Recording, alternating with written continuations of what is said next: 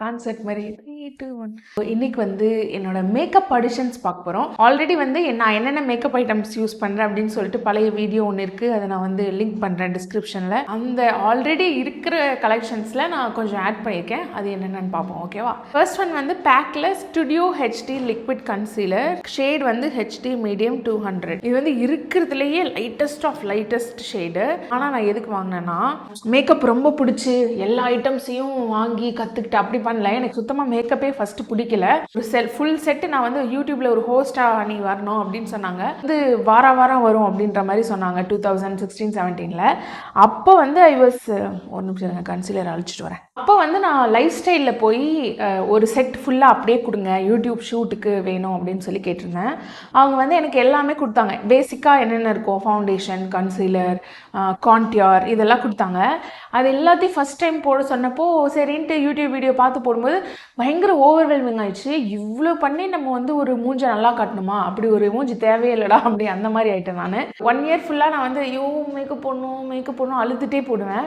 அதுக்கப்புறம் என்னோட friend makeup ஆர்டிஸ்ட்டை learn பண்ணிட்டு பிஸ்னஸ் ஸ்டார்ட் பண்ணாங்க. அவங்க கிட்ட பேசும்போது தான் லைட்டர் ஷேடு இருக்கு, கம்ஃபர்டபுளாக இருக்கிற மேக்கப் ஐட்டம்ஸ் இருக்கு, ஒன்னொன்னா பில்ட் பண்ணலாம், எல்லாத்தையும் மொத்தமாக போடணும்னு அவசியம் இல்லை, அந்த மாதிரி எல்லாம் வந்து தெரிஞ்சதுக்கு அப்புறம் தான் ஃபர்ஸ்ட் வந்து பேஸ் ட்ரை பண்ணேன். அதாவது ஃபவுண்டேஷன் மட்டும், காம்பேக்ட் பவுடர், அந்த மாதிரி கொஞ்சம் கொஞ்சமாக வருஷக்கணக்கில் வந்து ஒரு ப்ராடக்ட் ட்ரை பண்ணி இப்போ இவ்வளோ தூரம் இந்த போட்டிருக்கேன்ல மேக்கப், அந்த அளவுக்கு வந்திருக்கேன். நான் பெரிய மேக்கப் ப்ரோலாம் கிடையாது, பட் ஓரளவுக்கு எனக்கு போட்டுக்கிற அளவுக்கு நான் வந்து தெரிஞ்சு வச்சிருக்கேன். கன்சீலர்ன்றது வந்து எனக்கு இப்போவுமே வந்து கரெக்டாக போட தெரியல.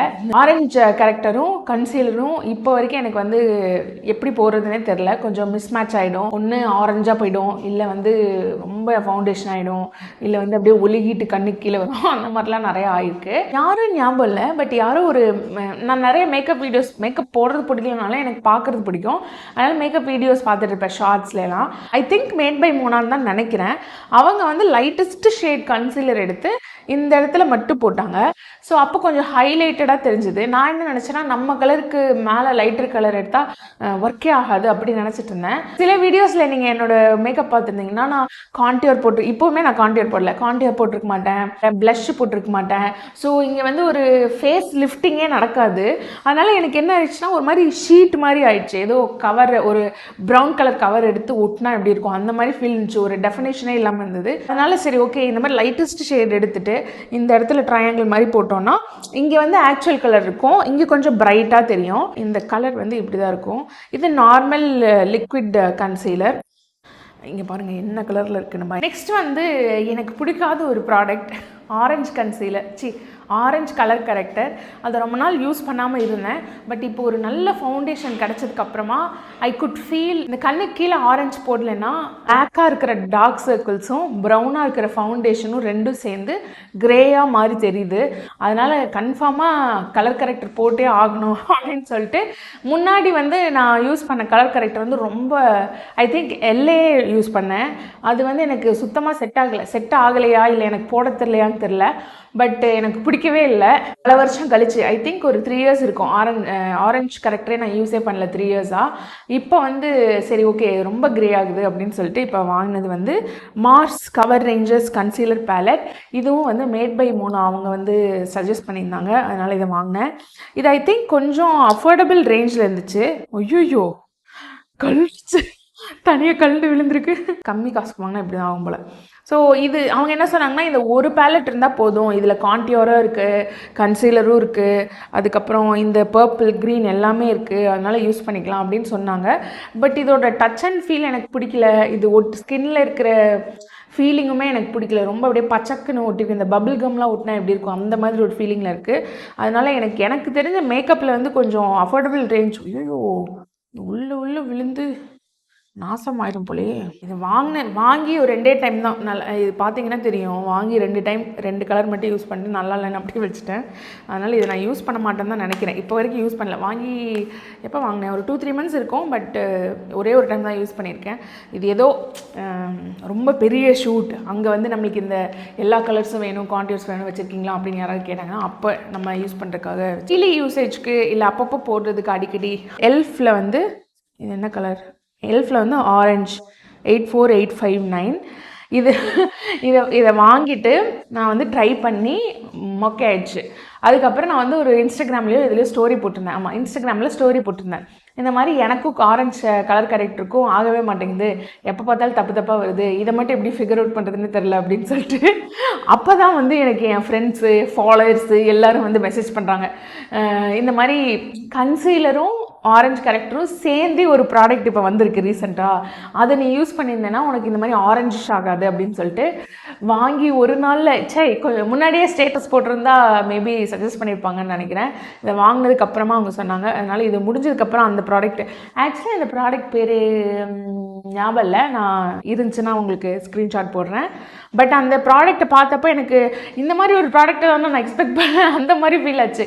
ஏன் தெரியுமா, அது வந்து கன்சீலரும் ஆரஞ்சு கலெக்டரும் சேர்ந்துருக்குன்னா நம்ம தனித்தனியாக ஒரு லேயர் போட தேவையில்ல, சும்மா 2 ப்ராடக்ட்டு ஒரே இதில் இருக்குல்ல, எப்படி மாய்ஸ்சரைசர் ப்ரைமர் சன்ஸ்க்ரீன் 3 ஒரே ப்ராடக்ட் அப்படின்னு சொன்னால் ஒரு ஹாப்பினஸ் வரும்ல, அந்த ஹாப்பினஸ் தான் இதில் வந்துச்சு. இதை கண்டுபிடிக்க இவ்வளோ வருஷமாடா அப்படின்னு ஃபீல் இருந்துச்சு. அனிதா சம்பத்தோட மேக்கப் வ்ளாக்ஸும் பார்ப்பேன். அவங்க மட்டும் இல்லை, நிறைய பேர் சொல்லியிருந்தது என்னென்னா, நக்ஷத்ரா நகேஷ், அனிதா சம்பத் இவங்க எல்லாருமே வந்து அந்த மேக்கோட காம்பேக்ட் பவுடர் வந்து ஈஸியாக இருக்கும், சும்மா நம்ம கடைக்கு போகிறோம் வெளியிலனா ஓரளவுக்கு பவுடர் போட்ட மாதிரி இருக்கணும் அப்படின்றதுக்கு நீங்கள் அந்த மேக் பவுடர் யூஸ் பண்ணுங்கன்னு சொன்னாங்க. அதனால் செஃபோராவில் போய் கேட்டேன், அதுக்கப்புறம் டீராவில் போய் கேட்டேன். 2 ஷோரூம்லேயுமே வந்து மேக்கில் என்னோட ஷேட் ரேஞ்ச் இல்லைன்னு சொல்லிட்டாங்க. அவங்க காட்டினது வந்து எல்ஃப் வந்து நான் யாருமே மேக்கப் ஆர்டிஸ்ட் விளாக்ஸ் செலிப்ரிட்டிஸ் யாருமே சொல்லி நான் கேள்வியே படல. நான் நிறைய விளாக்ஸ் பார்ப்பேன், அதில் எல்ஃப்னு ஒரு வார்த்தையே வரல. அதனால நான் அப்போ வந்து இல்லை வேணாம் இது என்ன புது பிராண்ட், அவங்ககிட்டே நான் சொன்னேன் இது என்ன புது பிராண்டாக இருக்குது, எப்போயும் எல்லோரும் மேக் தானே சொல்லுவாங்க, இதை நான் கேள்வியே பட்டது இல்லையே அப்படின்னா, மேம் இது மேக் மாதிரி தான் மேம் இதுவும் அப்படிலாம் சொன்னாங்க. இது எல்ஃப் ஐ திங்க் ஏதோ ஒரு பெரிய பிராண்டோட சப் பிராண்டுன்ற மாதிரி ஏதோ சொன்னாங்க. அப்போ தான் எனக்கு ஃபஸ்ட்டு எல்ஃப் தெரியும். அப்போ கேள்விப்பட்டதுக்கு அப்புறமா நான் சும்மா நோண்டி பார்த்ததுக்கு அப்புறம் தான் நிறைய பேர் எல்ஃப் யூஸ் பண்ணுறாங்க, இது ஒரு நல்ல பிராண்டு தான் தெரிஞ்சு. அதனால எல்ஃபில் வாங்கிட்டேன். இந்த ஆரஞ்சு கலர் கேரக்டர் இப்போவும் போட்டிருக்கேன். பட் இன்னும் எனக்கு அந்த அமௌண்ட் ஆஃப் எவ்வளோ போடணும், 1 டாட் வைக்கணுமா இல்லை 3 டாட் வைக்கணுமா, இன்னும் நான் ஃபிகர் அவுட் பண்ணிட்டு தான் இருக்கேன். எவ்வளோ போட்டால் ஆரஞ்சிஷாக இல்லாமல் கரெக்டான கலர் வரும் அப்படின்னு தெரியல. ஸோ இது வந்து ஒரு புது பர்ச்சேஸ். அடுத்து வந்து எனக்கு ரொம்ப ஃபேவரட்டான ஒரு product, Nykaa strobe and glow liquid highlighter. இது வந்து என்னோடய செகண்ட் பாட்டில். நான் ஃபஸ்ட்டு பாட்டில் வந்து போன இயர் ஐ திங்க் ஒரு பாட்டில் வந்து நான் 2 இயர்ஸ் யூஸ் பண்ணேன். அது எக்ஸ்பயர் எவ்வளோ நாள் யூஸ் பண்ணணுன்னு கூட தெரியல. பட் நான் வந்து 2 இயர்ஸ் யூஸ் பண்ணிக்கிட்டேன். அதுக்கப்புறம் அது ரொம்ப திக்காகிடுச்சு, தண்ணியாக தானே இருக்கும், அது ரொம்ப திக்கானதுக்கப்புறம் தான் ஓகே இது பழசாயிடுச்சு போல் அப்படின்னு சொல்லிட்டு அதை தூக்கி போட்டுட்டு இப்போ இதை வாங்கியிருக்கேன். இது என்னோடய செகண்ட் பாட்டில். இது வந்து வாய்ப்பே இல்லை, அடிச்சுக்க ஆளே இல்லை, அந்த மாதிரி ஒரு ஃபீலிங் எனக்கு. ஏன்னா நான் நிறைய லிக்விட் ஹைலைட்டர் ஃபஸ்ட்டு வாங்கினது இதுதான். ரேண்டமாக ஒரு ரீலை பார்த்து இதை வாங்கிட்டேன். ப்ரௌன் ஸ்கின்னுக்கு டார்க்கர் ஷேட்ஸில் இருக்கிறவங்க எல்லாருக்கும் மோஸ்ட்லி இது கரெக்டாக இருக்குது. பட் இது மாதிரி நிறையா பிராண்ட்ஸ் வந்து கோல்டு ஹைலைட்டர் அப்படின்னு விற்றது எதுவுமே வந்து செட்டே ஆகலை. கோல்டுனா ஒரு மாதிரி ஜிகுனா போட்ட கோல்டு இருக்கும்ல, அந்த மாதிரி தான் இருந்துச்சு. மற்ற ஒரு 3 லிக்விட் ஹைலைட்டர் வாங்கி பார்த்தேன், எதுவுமே எனக்கு பிடிக்கல. சில்வரும் பிடிக்கல, கோல்டும் பிடிக்கல அந்த பிராண்ட்ஸில். பட் இந்த நைக்காவோட ஸ்ட்ரோப் அண்ட் க்ளோ வந்து பயங்கர நேச்சுரலாக இருக்குது. எப்படி சொல்கிறது, நிஜமாகவே நம்ம நல்லா ஹெல்த்தியாக சாப்பிட்டுட்டு பயங்கர க்ளோயிங் ஸ்கின் இருக்குது. அப்போ நம்ம போய் வெயிலில் நின்னா ஒரு க்ளோ என்ன க்ளோ வருமோ அதே க்ளோவாக எக்ஸாக்டாக ரெப்ளிகா பண்ணியிருக்கிறது இந்த ப்ராடக்ட் மட்டும்தான். பட் இதில் ஒரு ட்ராபேக் இருக்குது. ட்ராபேக் இல்லை, நான் தான் அதை கீழே போட்டேன். இந்த மூடியை தெரியாமல் கீழே போட்டோன்னே இது கிளாஸ்ன்றனால உடஞ்சி போச்சு. ஸோ அதனால் ஒவ்வொரு டைமும் நான் யூஸ் பண்ணுறதுக்கு புது பட் எடுத்து உள்ளே விட்டு நான் அந்த பழைய பாட்டில் யூஸ் பண்ணிகிட்டு இருந்தேன். அதனால் கொஞ்சம் கவனமாக வச்சுக்கணும். இதுக்கேற்ற மாதிரி ஒரு அந்த ரப்பர் கவர் மாதிரி இருக்கும்ல, அது கூட போட்டுக்கலாம் உடையாமல் இருக்கணும் அப்படின்னா. பட் இது வர்த் த மணி. யாராவது டார்க் ப்ரௌன் ஸ்கின் கேர்ள்ஸ் இருந்தீங்கன்னா கண்டிப்பாக இந்த நைக்கா ஸ்ட்ரோப் அண்ட் க்ளோ வாங்கிக்கோங்க. சும்மா மேக்கப்பே போடலைனாலும் நம்ம மஸ்காரா, ஐலைனர், இந்த ஸ்ட்ரோப் க்ளோ ஹைலைட் மூக்குலையும் சீக்ஸ்லையும், அதுக்கப்புறம் லிப்ஸ்டிக், இது போட்டாலே வந்து ஃபுல் மேக்கப் போட்ட மாதிரி ஒரு ஃபீலிங் வரும். ஃபவுண்டேஷன், கன்சீலர் இதெல்லாம் இல்லாமலே. அடுத்து வந்து என்னோட புது எடிஷன் வந்து இந்த மேக்கப் செட்டிங் ஸ்ப்ரே பேக்லேருந்து வாங்கியிருக்கேன். Anti shine absorbs excess oil, engineered using skin cooling technology, no touch-ups needed அப்படின்னு போட்டிருக்காங்க. Oil control long lasting up to 16 hours அப்படின்னு போட்டிருக்காங்க. பட் எனக்கு இது பெருசாக அவ்வளோக்கா எனக்கு பேக்குன்றனால நான் வந்து ஓகே ட்ரஸ்டபிள் அப்படின்னு வாங்கிட்டேன். பட் எனக்கு சுகரோட செட்டிங் ஸ்ப்ரே தான் ரொம்ப பிடிச்சிருந்துச்சு. ஏன்னா அது செட் பண்ணால் அப்படியே பக்காவாக அப்படியே நிற்கிற மாதிரி இருக்கும். இது வந்து அடித்ததுக்கப்புறம் இப்படி தொட்டோம்னாலே மேக்கப் கூட வருது. அதாவது காம்பேக்ட் பவுடர் போட்டு செட்டிங் ஸ்ப்ரே போட்டு எல்லாமே பண்ணியுமே வந்து தொட்டால் வருது. ஆனால் சுகரோட செட்டிங் ஸ்ப்ரே வந்து போட்டோம்னா அதுக்கப்புறம் என்ன தொட்டாலும் ஒன்றுமே ஆகாது, மூவ் ஆகாது, எதுவுமே ஆகாது. ஸோ ஐ திங்க் இது எனக்கு பிடிக்கல. பட் மைல்டாக இருக்கணும்னு நினச்சி ரெஃப்ரெஷிங்காக இருக்கு. ஆனால் மூஞ்சில் ஏன்னா யூஸ்வலாக வந்து லிக்விட் ஃபவுண்டேஷன் வந்து கொஞ்சம் கொலகொலன்னு இருக்கனால எனக்கு ஐயோ ஸ்கின் மேலே ஏதோ இருக்கே பிசு பிசுன்னு அப்படி ஒரு ஃபீல் இருக்கும். ஆனால் எல்லாம் முடிச்சுட்டு இதை போடும்போது கொஞ்சம் ரெஃப்ரெஷிங்காக இருக்கும். மேக்கப் போட்டிருக்கோம் அப்படின்றது மறந்து போயிடும். அந்தளவுக்கு இது ரெஃப்ரெஷிங்க்கு யூஸ் பண்ணிக்கலாமே தவிர ஆக்சுவலாக செட்டிங் ஸ்ப்ரேயாக யூஸ் பண்ணோன்னா நோ. இது முடிஞ்சதுக்கப்புறம் நான் மறுபடியும் பேக் டு சுகர் போயிடுவேன். நெக்ஸ்ட் வந்து இந்த கோம்ஸ் தான் பார்க்க போகிறோம். இது வந்து ஒரு செட், அப்படியே ஃபுல்லாக ஒரு செட். நான் வந்து மேக்கப்பில் எல்லாத்தையும் வச்சுருப்பேன் அப்படின்னு சொல்லிட்டு நான் கம்ப்ளீட் பண்ணணும் அப்படின்னு சொல்லிட்டு ஒரு ஆர்ட் கலரில் வாங்கினதுக்கப்புறம் தான் தெரிஞ்சது இது எதுக்கு வாங்கணும்னு. பாதி சீப்பு எதுக்கு யூஸ் பண்ணுறதுனே தெரில. ஐ திங்க் இது வந்து ஒரு ப்ரொஃபஷ்னல் ஹேர் ஸ்டைலிஸ்ட் இருப்பாங்களே அவங்க வச்சுருக்க வேண்டிய ஐட்டங்கள். ஆனால் நான் வந்து ஆர்வ கலரில் வாங்கிட்டேன். அண்ட் இது ரேட்டும் கம்மி, இதோட குவாலிட்டியும் ஒன்றும் நல்லா இல்லை.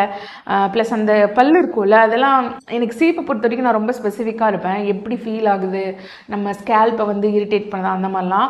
அப்படி விஷயங்களை பார்த்தா இதை கண்டிப்பாக வாங்கவே கூடாது. ஏன்னா இது வந்து ஒர்த்து கிடையாது. அதில் வந்து இதெல்லாம் எதுக்குனே தெரியல, சும்மா காமிக்கிற எல்லா சீப்பையும் இந்த மாதிரி 2 வகுடு எடுக்கிறதுக்குன்னு நினைக்கிறேன். இது அப்புறம் இப்படி ஒன்று இருக்குது. அப்புறம் குட்டி குட்டி பல் வச்சு இது ஒன்று. அப்புறம் கொஞ்சம் கொஞ்சம் கேப் வச்சு இது ஒன்று. இது நார்மல் நம்ம வீட்டில் எல்லார் வீட்லேயும் இருக்கிற மாதிரி இது ஒன்று. அடுத்து இங்கே 3 குச்சி மாதிரி இருக்குது. இது ஒன்று. பெரிய சீப்பு ஒன்று. பின்னாடி ஷார்ப்பாக ப்ளஸ் இது ஒன்று. இங்கே இந்த டிசைன் இது என்னன்னு தெரியல. ஐ திங்க் இது ஹேர் கலர் பண்ணும்போது யூஸ் பண்ணுறதான்னு தெரியல. இது ஒன்று. அதான் எதுக்கு யூஸ் பண்ணுறதுனே தெரியாமல் வாங்கி வச்சுருக்கேன். அப்படி ஷார்ப்பாக இது ஒன்று, இது ஒன்று. ப்ளஸ் இந்த ரோலிங் முடியா இருக்குது. இது வந்து இன்னொன்று வந்து டீடாங்கிளிங் ப்ரஷ் இருக்குது, அது மேலே இருக்குது. டீடாங்கிளிங் ப்ரஷ் எப்பயுமே டெய்லி யூஸ் பண்ணுறதுனால அதை மேலே போட்டு வச்சுட்டேன். இது வந்து மேக்கப் ஐட்டம்ஸில் நான் ஆட் பண்ணியிருக்கிறேன் ஒரு புது கோம் செட்.